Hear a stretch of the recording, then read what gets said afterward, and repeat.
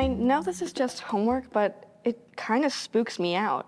I mean, can you imagine how scary that would be? Look, the only reason we're standing here today is that we developed weapons to fight off those predators. It's right here in this anthropology assignment. Besides, I could take out one of those things if they came after me. Yeah, right. I'm supposed to believe that? Especially using the primitive weapons Clovis hunters had to use? Clovis schmovis, how hard could it be? Well, you might want to consider this. The Clovis culture is dated back to about 14,000 years ago. They were probably the first hunters in North America. Do you know what else roamed North America during that time? American lions and saber-toothed cats were roaming North America, hunting fresh meat up to 11,000 years ago. Do you know what that means? Yeah, for almost 3,000 years when Clovis boy here went out hunting, big things with fangs and claws could be hunting him. Right, so survival for thousands of years depended on how well you could hunt and shoot with primitive hunting tools. It was life or death. You're not the first ones to wonder if you could survive during that time period. Here's an educational shooting challenge to see if you could survive, whether it be hunting food for your family or surviving a predator attack. Sweet, a shooting survival challenge for extra credit. Plus, now I can show you I'd survive. But let's make it a real shooting challenge to see if you can beat me, a girl. All right, you guys, let the games begin. Good luck. It says here, to understand the survival tools that hunters use, decode the evolution of weapons from Clovis to present, plus consider the skills it takes to use them.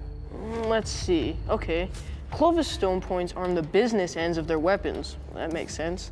They were chipped or flaked from jasper, chert, obsidian, or flint and had a special flute or concave groove for attaching to a shaft. It says here they were scary sharp and could even bring down a mammoth. That's a good start, but a piece of stone by itself probably isn't going to save your hide. It says here, archaeologists believe Clovis people used these large points to hunt North America's megafauna. That's seriously big stuff that could hurt you. Most Clovis points were too large to be propelled from a bow, so scientists believe they were thrown on tips of spears, either by hand or using a spear thrower called an addle-addle. That gave the spear greater thrust. Scientists also believe that the bow and arrow probably wasn't adopted for hunting in North America until about 500 years ago. Geez, Clovis hunters needed serious skills to accurately throw spears into stuff the size of mammoths. But the bow really changed both the distance and accuracy of sending a stone-tipped missile. Now that's a cool way to hunt. And since the early days of bent stick and string, the bow and arrow has seen all kinds of evolution.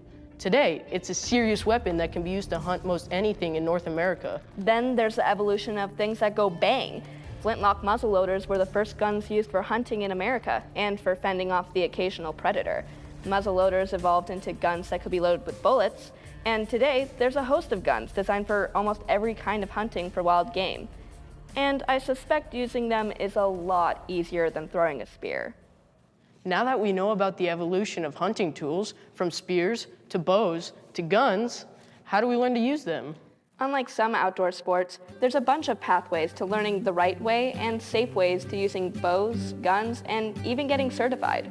Yup, every state in the nation offers hunter safety courses where you can learn bow, gun, and hunter safety online, and getting certified to actually buy a hunting license and go hunting. All right then, let's head out to those instructors. But I have a question. Why practice? Do I really need to? Because I bet I'm a natural at it. Well, from what I read in a police manual, when pressure's on, like a charging mammoth, or even a shooting competition or challenge, you can actually lose fine motor skills. Law enforcement and military researchers have found when your blood pressure and adrenaline increase, it's hard to do activities that take dexterity, like thread a needle or tie your shoes. So imagine you're hungry, and it's you and a mammoth, and it's getting closer. You better be accurate with your throw. Or ready to run. Exactly. We better go learn and practice.